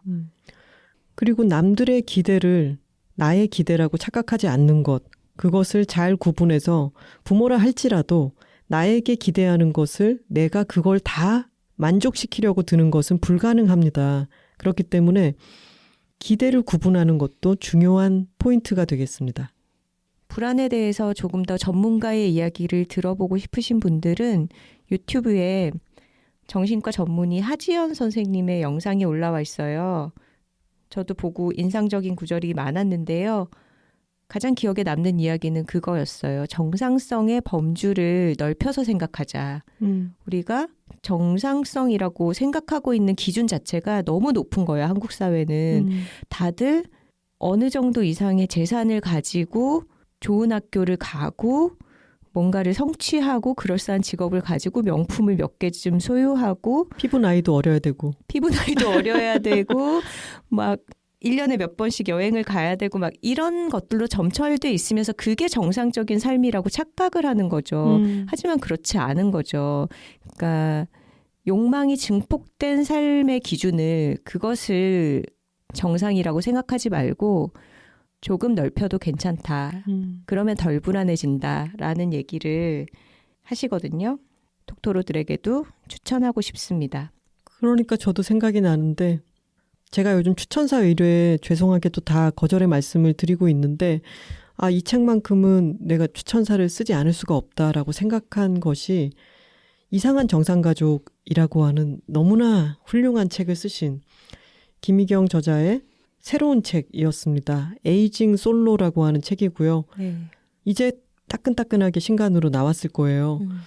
저희도 이른바 정상이라고 하는 범주에서 벗어나서 비혼의 40대 후반 여성 둘로 살고 있는데 아무 문제가 없다. 이런 얘기를 저희가 발신하는 것만으로도 많은 분들이 마음이 놓인다라고 말씀을 해주셨는데 저희보다도 더 나이가 있는 여성들이 비혼 솔로로서 나이 들 때 맞닥뜨리게 되는 여러 의문이나 내가 실제로 살아보니까 이렇더라라고 하는 이야기를 19명을 취재해서 쓴 책입니다. 이 책도 만약에 지금 내가 이대로 살아도 괜찮은가라고 생각하고 있는 비혼 여성들이나 또는 내가 남들이 정상이라고 생각하는 것과는 다르게 살고 있는 분들이라면은 어떤 생생한 목소리를 들을 수 있는 책이니까 추천을 드립니다. 네. 댓글 소개 시간입니다. 사연과 광고 문의는 w2talking@gmail.com w 숫자 2 talking@gmail.com으로 보내주시면 됩니다. 더글로리가 화제긴 화제인가 봐요. 저희 그 피부나이 얘기했던 그 옆 테이블에서도 더글로리 얘기를 정말 엄청 하고 계셨어요. 맞아요. 그러고 자리를 옮겨서 2차를 간 바에서도 옆 테이블이 더글로리 얘기하고 있었죠. 맞아. 그리고 수선배가 어느 식당에 갔다가 옆 테이블에 두 여자분이 얘기하는 걸 들었대요. 이건 더글로리 얘기는 아니지만 나는 요새 무알콜 맥주 마시는데 제주 누보 그게 제일 맛있더라. 팟캐스트 여둘톡이라고 거기서 추천해 준 거야. 이렇게 얘기를 했더니 그 맞은편에 있던 분이 여둘톡? 거긴 칭따오 아니야? 라고 얘기를 해서 네. 여둘톡에도 등장하는 수선배가 귀를 쫑긋 기울였다고 합니다. 그 친구분은 아마도 저희의 초창기 에피소드들을 정주행하시는 중인 것 같고요. 이제 최근까지 들으신 분들은 제주 누보를 혜택까지 활용을 하셨겠죠. 근데 정말로 톡토로는 어디에나 있지 않습니까? 네. 그 식당의 옆 테이블과 귀를 쫑긋 기울인 수선배까지.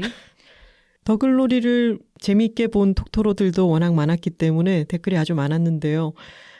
놀고 먹고 싶은 개미님께서 여둘톡 이번 에피 더글로리 놀람 이모티콘을 써주시고 선생님들 드라마 다 보고서 언제 녹음하고 편집까지 하신 거예요? 라고 써주셨습니다. 더글로리가 금요일 오후 5시에 올라왔습니다.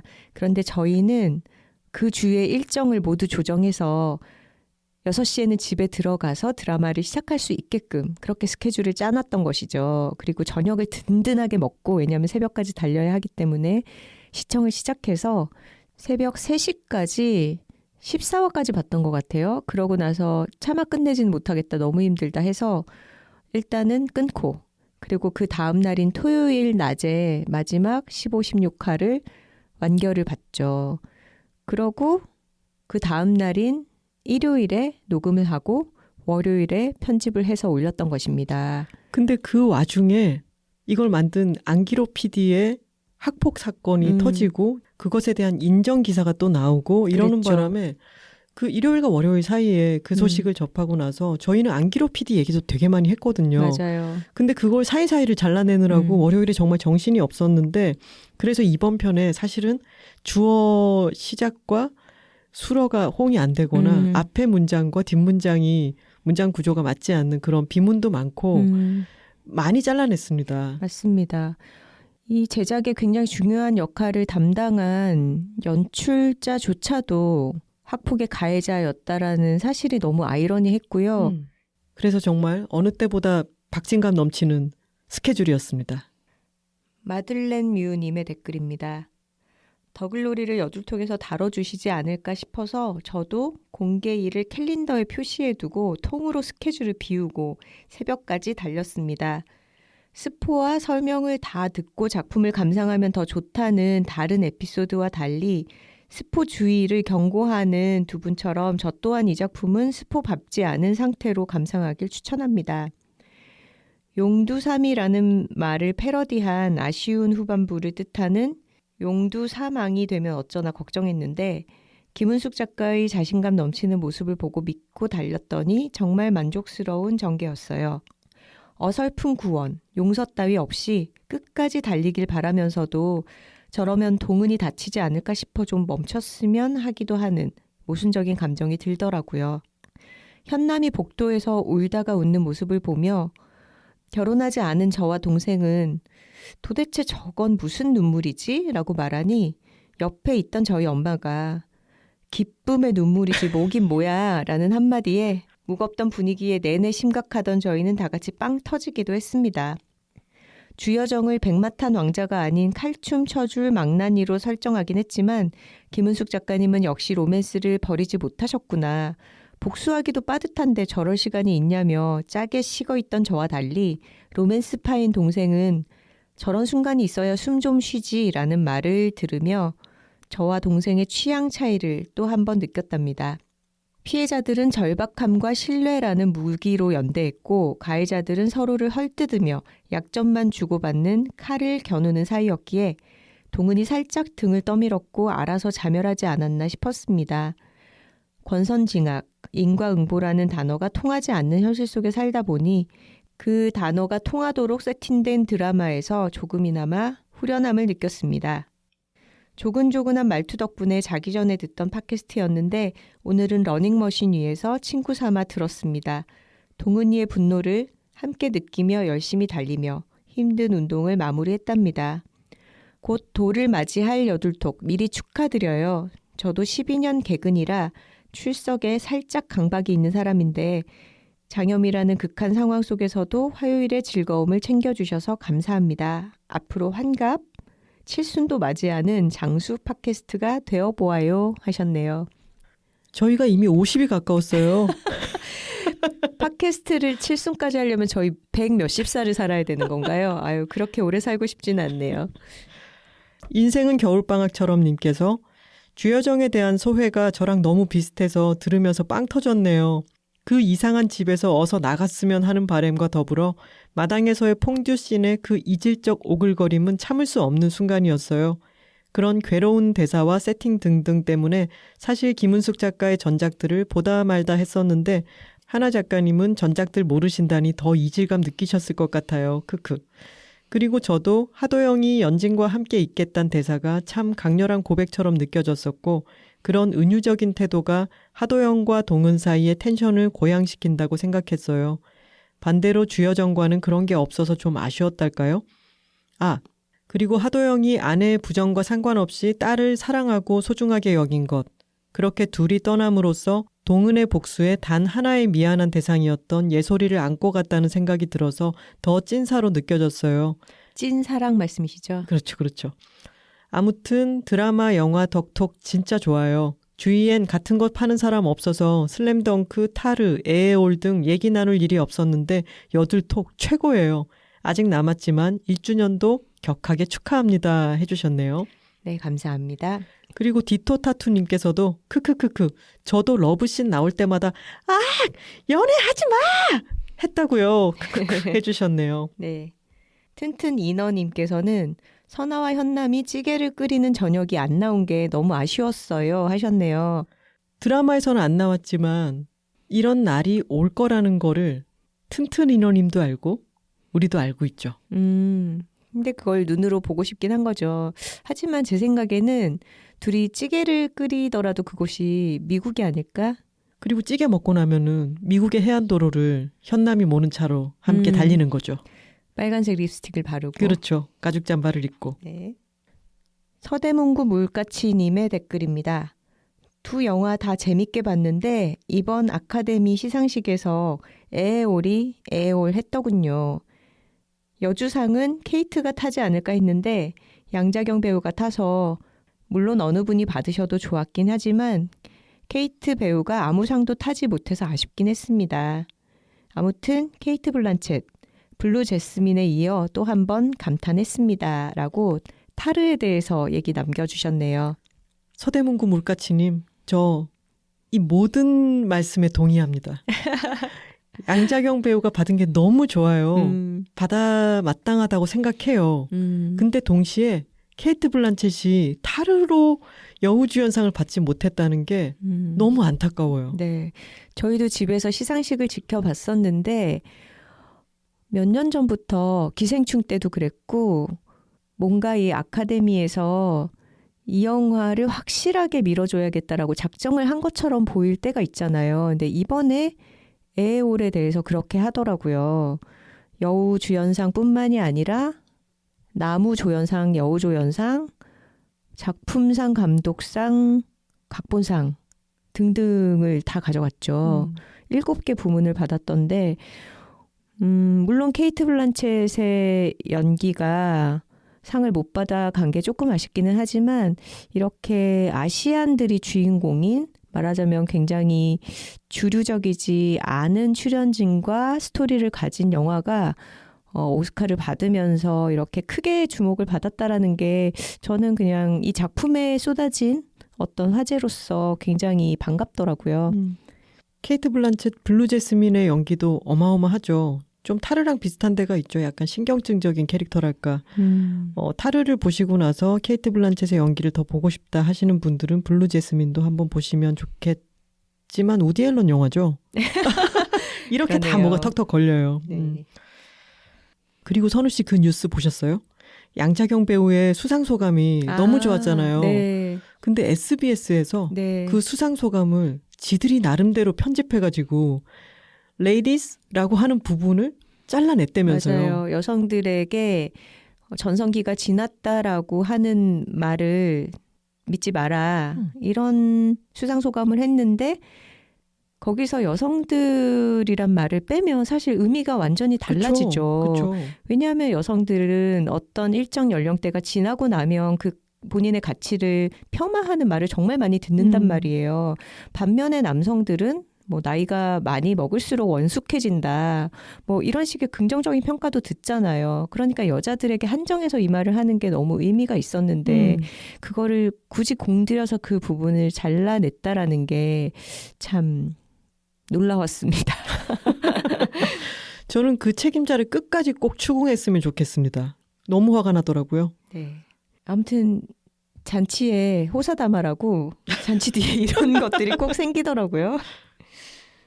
저희가 지난 50화 더글로리 오프닝에서 파리 오페라 발레 지제를 보러 갔던 이야기, 그리고 공연을 소개하는 프로그램북에서 발레의 종가 이런 표현을 썼던 것에 대한 불편함을 언급을 했더니 거기에 대해서 또 많은 사연들이 도착을 했습니다. 여덟톡의 무용톡토로 춤토로입니다 하셨는데 저희가 이전에 한번 말씀드린 적이 있는 정옥희 무용연구가님이십니다. 작가님들이 평소에 무용 공연을 자주 보셔서 반가웠는데 파리 오페라 발레단 지젤 공연을 보셨다니 더욱 반갑네요. 저는 토요일 낮 공연을 보았는데 그날 남자 주역 무용수가 에투알로 지명되는 사건이 있었죠. 공연도 너무 좋았고 에투알 지명도 목격했으니 공연을 보는 게 업인 저에게도 여러모로 잊지 못할 공연이었답니다. 에투알은 수성 무용수죠.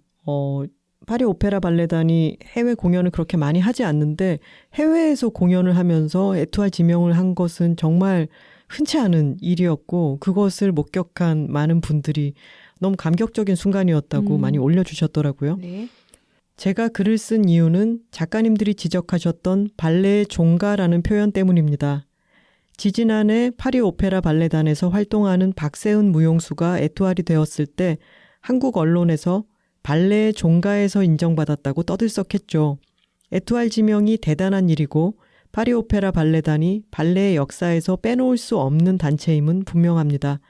하지만 낭만 발레 이후 매우 오랫동안, 그러니까 발레의 중심지가 러시아로 옮겨가고 다시금 전 세계로 퍼져나간 20세기 중반까지 파리 오페라가 상당히 침체되었던 것도 사실입니다. 20세기 초부터 특히 2차 세계대전 전후로 여러 나라에서 발레를 받아들이며 제 나름대로의 발레 전통을 만들고 꽃피워 왔어요. 그런데 파리 오페라를 종가라고 명명함으로써 나머지 단체들을 심지어 우리 자신까지도 족보 없는 것들로 치부하는 것은 아닌가 싶어요. 파리 오페라의 역사성을 존중하는 것은 중요하지만 전통이나 혈통을 들먹이며 과도하게 조아릴 필요는 없다고 생각해요. 제가 그날의 감흥을 다음 달 비평으로 써두었는데 작가님이 바로 이 부분을 지적하셔서 반가운 마음에 덧붙여 봅니다. 항상 방송 즐겁게 듣고 있습니다. 칭찬을 많이 하시지만 칭찬에만 머물지 않아주셔서 감사합니다. 춤토로 드림 하셨네요. 우리 톡토로들이 어디에나 있고 또 정말 풀이 두텁잖아요. 이렇게 저희가 얕게 뭔가에 대해서 얘기를 하면 깊이 있는 전문가가 나타나서 얘기를 보태주시니까 또 한결 풍성해지고 힘이 되네요. 감사합니다. 댓글이 팟캐스트의 각주 같아요. 각주. 네. 그러네요. 그리고 춤토로 세지 않습니까? 한 춤토로. 글자로 된 단어들 뭐 이를테면 밥토로 밥토로, 잠토로, 술토로, 돈토로 이런 말들은 강력하죠. 워딩이 네. 뭔가. 나는 되게 본질적인 톡토로야 이런 느낌이 좀 들지 않나요? 춤토로님 앞으로도 무용 이야기들에 많이 전문가의 식견 보태주시기 바랍니다. 여의도 토로님도 그날 공연을 보고 오셨네요. 안녕하세요 작가님들, 반가워서 글 남겨요. 40 넘은 나이, 파리 오페라 발레 지젤은 저의 첫 발레 관람이었습니다. 왠지 작가님들도 이 공연을 보러 오실 것 같다는 생각을 했는데 같은 날 같은 공연에 같은 2층에서 보고 있었다니 괄호 열고 혼자 소름. 인간의 몸으로 이렇게까지 표현이 가능하구나 싶어서 감탄했고 해 뜨기 전 쉬 헤어지질 못하고 서로를 아련하게 보는 장면에서 눈물이 또르르 흘렀네요. 발레는 무언극이라 감정이입이 쉽지 않을 것 같았는데 스스로 놀랐답니다. 10살 딸아이가 저희 동행인이었는데요. 그게 내용을 사전에 공부하고 갔기에 내용을 얼추 알고는 있었어요. 딸아이가 나는 이해가 안 돼. 약혼한 사람도 있는데 사랑하네 어쩌네 하면서 자기를 속인 거잖아. 알브레이트가 제일 나쁜 거 아니야? 왜 살려줘? 크크크크. 그러게 요즘으로 보면 혼인 빙자 사기쯤 될 텐데 이막까지 보고 다시 얘기해보자. 그러고는 이막에서 알브레이트의 동물을 눈이 동그래져서 보더니 엄마 춤을 너무 잘 춰서 살려준 것 같아 라고 하더라고요.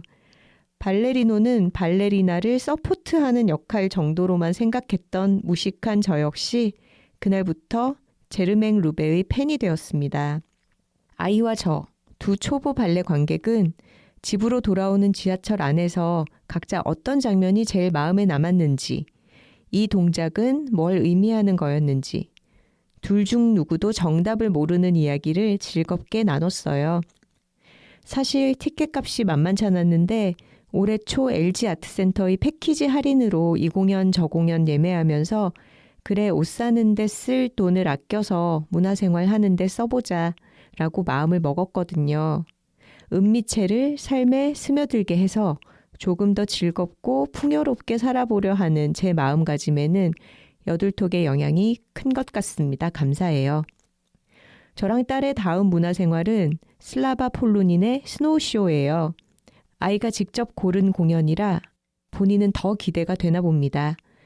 앞으로도 삶에서 크고 작은 즐거움을 스스로 찾고 만들어가며 살아갈게요. 톡토로 분들 모두 질생합시다 하셨네요. 저는 이 10살 따님과 함께 나눈 이 대화가 너무 좋네요. 그러게요. 우리가 공연을 보러 가는 데는 이런 경험까지도 포함인 것 같아요. 함께 뭔가를 보고 느끼고 같이 나누는 그런 경험 말이죠. 1005-6315님께서 서촌 디저트샵에서 근무 중인 톡토로입니다. 오늘도 매장 오픈을 위한 디저트를 준비하는 아침 근무 시간에 너무 행복했던 여둘톡 청취 시간이었습니다. 아침 일찍 출근하여 늘 혼자 매장 오픈을 준비하는데요. 최근에 알게 된 여둘톡을 매주 열심히 듣고 있습니다. 아직 못 들은 회차는 아껴서 하나씩 꺼내 듣기도 하고 같은 회차를 여러 번 듣기도 합니다. 두 분의 재밌는 이야기에 혼자 빵 터져 웃기도 하고 좋은 조언들엔 힘을 얻기도 하고 다른 톡토로 분들의 이런저런 소박하고 소중한 이야기들을 들으며 함께 마음 아파하기도 기뻐하기도 마음의 위안을 받기도 하는데요. 어느새 이렇게 여둘톡 유니버스가 제 몸과 마음에 스며든 느낌을 받을 때면 문득 저만의 기댈 곳이 있다는 생각이 들면서 마음의 평안을 얻습니다. 엔드엔드 매장 덕분에 여둘톡엔 늘 서촌 이야기가 자주 나와 그때마다 너무 반가운 마음에 늘 미루던 댓글 오늘에서야 남깁니다. 부끄럽기도 하고 혹시라도 두 분께 부담을 드릴까 매장명은 말씀 못 드리지만 언젠가 연이다 저희 매장에 아름답고 맛있는 디저트들을 작가님들께 꼭 대접하는 날이 오길 고대하고 있겠습니다. 늘 저의 아침 근무 메이트가 되어주셔서 감사합니다. 조금은 고된 일이지만 여둘 유니버스 덕분에 힘내면서 일하고 있습니다. 일교차 큰 날씨에 모두들 건강 유의하시길 바라며 작가님들과 고양이들, 톡토로들까지 모두 행복하시길 바랍니다. 해주셨네요. 가게 이름 밝혀주셔도 되는데 저희가 몰래 가서 한번 맛보고 싶거든요. 맛있는 디저트. 저 오늘은 3주 연속은 아니었네요. 엔드엔드? 네, 오늘은 카라트 맨투맨을 읽고 왔습니다. 그러네요. 동키톡토로님께서 연진아, 우리 톡토로에게 드디어 올 것이 왔구나. 궁금하지? 천천히 알려주고도 싶지만 너무 행복한 소식이라 손가락을 멈출 수가 없구나. 여둘톡 공개방송이란다 하셨네요. 이라고 해주셨어요. 예매 꼭 성공하셨으면 좋겠네요. 네. 1021-6438님께서 안녕하세요. 친한 지인의 소개로 여자들이 살고 있습니다를 읽고 난 후 두 작가님의 열혈 팬이 되어 각종 저서와 팟캐스트를 찾아 읽고 듣느라 집순이 모드가 된 제주 집토로입니다. 얼마 전 두 작가님의 퀸즐랜드 자매로드를 읽었습니다. 정말 너무 재밌었고 책장을 넘기는 순간마다 이 책의 끝에 가까워지고 있다는 아쉬움에 아주 조금씩 아껴서 읽었습니다. 특히 코알라 챕터에선 정신줄을 부여잡느라 엄청 힘들었어요. 김하나 작가님이 자꾸만 저쪽 방에 가서 무언가 하시는 모습이 너무나 공감되고 상상이 되어 침대에서 뒹구르르 구르면서 3번을 반복해서 읽었습니다. 그러던 중 잠시 집순이 모드로 변신해 있긴 하지만 제 본성은 매우 외향적인 편이라 여행을 가고 사람들을 만나고 바깥 활동을 매우 즐기는 편인데요. 작가님들의 책을 읽는 순간 숨겨두었던 본성이 폭발하듯 튀어나와선 호주 항공권을 검색하기 시작하는 거 아니겠습니까? 우와. 그리곤 여자들이 살고 있습니다를 소개해 주었던 친한 지인에게 호주를 가야겠어. 비행기표를 알아보고 있는데 갈래? 했더니 1초의 고민도 없이 그러자 하고선 저보다 먼저 비행기표를 예약하더군요. 그렇게 저희는 일말의 망설임도 없이 의식의 흐름대로 호주 여행을 하게 되었습니다. 7박 8일 동안 시드니와 퀸즐랜드 도시 한 곳을 방문할 예정인데 퀸즐랜드 자메로드를 가져가서 중간중간 읽으며 작가님들과 함께 여행하는 기분을 느껴볼까 합니다. 두 작가님들 덕분에 코로나 이후 아주 오랜만에 장거리 여행을 떠나게 되었네요. 분명 저 말고도 작가님들의 영향으로 조용히 호주 여행 계획하시는 분들 더 계시죠? 우리 모두 호주에서 만나요. 작가님들의 선한 영향력 항상 늘 많이 감사하고 있습니다. 해주셨네요. 아, 참 퀸즐랜드 자메로드. 이렇게 또 호주 여행에 기여를 하네요. 퀸즐랜드 관광청 듣고 계시나요? 그리고 여자 둘이 살고 있습니다가 중국 본토에서 나왔습니다. 사실 작년에 나왔는데 저희가 지난주에야 그 책을 실물로 받아보았어요. 네. 그게 중국은 코로나 기간 동안에 거의 재택근무를 해서 담당자가 사무실에 갈 수가 없었다. 이런 이유로 거의 반년이 지나서야 책을 받는 상황이 벌어졌습니다. 네. 톡토로 여러분들 중에 아직 여자들이 살고 있습니다를 읽지 않은 톡토로가 계시다면은 너무 안타까운 일입니다. 네. 여둘톡 세계관의 어떤 집약이라고 설정집이라고 할 수 있죠. 네, 꼭 읽으셔야 됩니다. 아주 재미있는 책이니까 읽어보십시오. 튀토로님께서 메일 보내주셨네요. 안녕하세요 작가님들. 저번에 메일 드렸던 튀르키예 톡토로, 튀토로입니다. 지진 발생 후 한 달이 지났고 이제 조금씩 제 일상을 되찾고 주변을 정비하며 지내고 있습니다. 다름이 아니라 오늘 제 사연이 소개되었다는 소식을 다른 분께 전해 들어서 놀라운 마음에 다시 메일을 드립니다. 저는 매주 화요일 점심시간을 이용해 영어 원서 읽기 온라인 수업을 하고 있는데요. 선생님께서 수업 시작 전에 혹시 톡토로세요? 라고 여쭤보셔서 네네, 저 톡토로예요. 라고 답을 했습니다. 저는 이미 선생님의 트위터 계정을 알고 있어서 선생님께서 여둘톡을 듣고 계신다는 것을 알고 있긴 했습니다. 선생님이 메일 소개되었는데 들으셨냐고 해서 아직 못 들었다고. 괄호 열고 아직 못 들었다고 답을 했습니다. 아직 따라잡지 못했거든요. 그때 너무 두서없이 적기도 했고 정돈되지 않은 채 보낸지라 발송 취소를 하고 싶어도 되지 않고 해서 부끄럽다는 생각을 하고 잊어버리고 있었는데 이렇게 메일이 소개가 되었다니. 조금은 민망하지만 황선우 작가님 목소리로 차분히 듣고 있자니 얼마 전에 나는 이러했구나. 다시 되돌아보는 시간이 되었습니다. 메일 소개에 이어 해주신 말씀도 너무 감사했습니다. 제 자신도 잘 돌보고 제자리에서 할 수 있는 일들도 묵묵히 해나가겠습니다. 하루하루 흘러가는 시간이 아쉽고 아까우니 우리 모두 좋은 것들을 좋아하며 평안하게 지냈으면 좋겠습니다. 환절기 건강 잘 챙기시고요. 또 소식 전하겠습니다. 튀토로 드림. 또 소식 전해주신 튀토로님 감사합니다. 튀토로님은 발송 취소를 하고 싶어도 되지 않아서 좀 민망했다라고 말씀하셨는데 발송에 대한 또 다른 사연을 가진 분이 메일을 보내주셨습니다. 읽어볼게요. 네.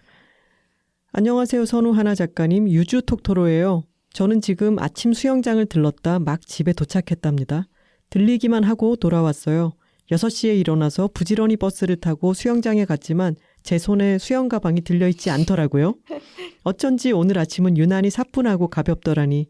가방도 정신머리도 집에 쏙하니 빼두고 나갔더라고요. 하하하. 맹세코 수영 4개월 차 처음 있는 일입니다. 스스로가 어이없고 웃겨서 기왕 이렇게 된 거 집에 가는 길을 산책 겸 걷자 하고 걸으면서 여둘톡을 들었어요. 그런데 제가 나오더라고요. 쓰다 만 후기가 임시 보관함이 아닌 보냄 편지함에 있을 줄이야. 정말 깜짝 놀랐어요. 지하철에서 메일을 적다가 도착지에 내리면서 멈춘 건데 실수로 전송을 눌렀나 봐요. 작가님들을 혼란에 빠뜨려 죄송해요. 그치만 전 이런 제가 너무 웃겨서 길 한복판에서 멈춰서서 엄청 크게 웃었어요. 이분 약간 불안도가 낮으실 것 같지 않나요? 또 까먹기 전에 얼른 후기 보내려고 집에 도착하자마자 책상에 앉았어요. 이번엔 실수로 전송을 누르지 않도록 폰이 아닌 노트북으로 쓰는 중이랍니다. 아, 이분이 어떤 분인지 사전에 설명을 조금 드릴게요. 지난번에 장사롱 가서 머리 볶아치고 왔어요 라고 메일을 보내셨는데 가기 전까지의 상황만 몇 줄 설명이 되어 있고 그래서 머리를 했더니 어떻다라는 얘기가 빠져 있어서 뭔가 중간에 실수로 보내신 것 같다. 후기를 들려달라 이렇게 저희가 소개를 했던 바로 그분입니다. 맞습니다. 무튼 안 어울릴 거라는 주변의 만류에도 히피펌에 대한 욕망을 버리지 못하고 마음 한구석에 심어뒀던 저는 여둘톡을 듣다가 장사롱이 소개되자 이건 운명이라며 바로 예약 문의를 드리고 찾아갔어요. 도착하자마자 강아지들이 엄청나게 반겨주더라고요. 지동이는 뽀뽀 세례를 퍼붓고 두부는 옆에 누워 배를 드러내고 꼬리를 흔드는데 머리하러 와서 이렇게 사심까지 채울 수 있다니 장사롱은 천국이었어요. 첫 만남에만 낯가림이 있는 저는 행복함을 마음속에 살짝 감춰두고 괜히 머그린 척, 괄호 열고 톡토로가 아닌 척, 거울 앞에 어색하게 앉았는데 장사롱 사장님께서 바로 물어보시더라고요. 여둘톡 듣고 오셨죠? 라고요. 정말 놀래서 어떻게 아셨어요? 했더니 티가 난대요. 호프마당도 가봤냐는 질문에 쑥스럽게 냉 하고 대답했어요. 장사롱 가기 일주일 전에 호프마당에서 김치전, 버섯튀김, 골뱅이 무침까지 친구와 둘이서 야무지게 해치웠는데 어찌 아시고. 펌이 시작되기 전 사장님께서 강아지 괜찮으세요? 하시면서 두부를 척하니 제 무릎 위에 올려주시는데 그 순간 사장님이 엄청 쿨하고 멋있게 느껴졌어요.